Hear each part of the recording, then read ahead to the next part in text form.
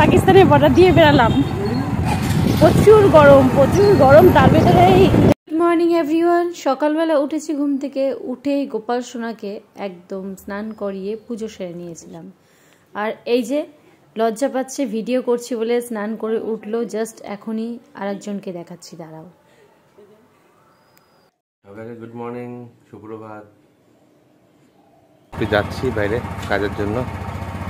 এই যে চলছে ড্রাইভার, আমাদের মিনি ড্রাইভার।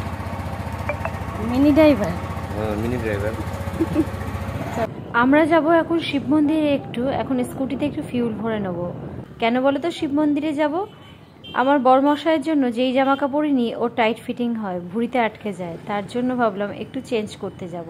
তাই আগে একটু ফিউল ভরে নিই, তারপরে কেন বিলিং করছে স্কুটিতে ফিউল শেষ হয়ে গেছে। দেখতে থাকো তাহলে ভিডিওটা। আমরা কাছাকাছি পৌঁছেই গেছিলাম।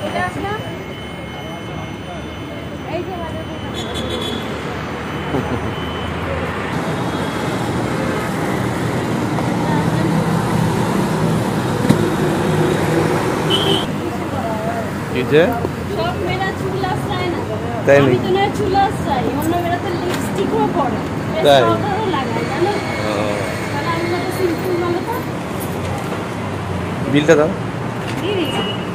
ঢুকে গেছি, দেখি ওর কি মানে কোন টি শার্ট গায়ে ঢোকে।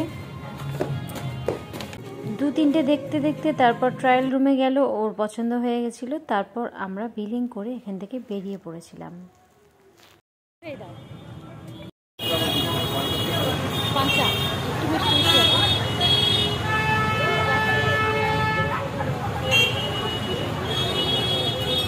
এই গরমে বেশি বেশি করে তোমরাও ডাবের জল খাও, ওআরএস খাও, আর বেশি করে ফ্রুটস খাও। আমরাও নিয়ে নিয়েছিলাম এখান থেকে টুকটাক আরও ফ্রুটসও। তারপরে বাড়ির জন্য রওনা দিয়েছিলাম।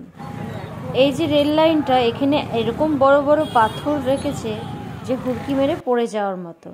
ভালো লাগলে আমার ভিডিওগুলো একটা লাইক দিয়ে দিও। Bye bye.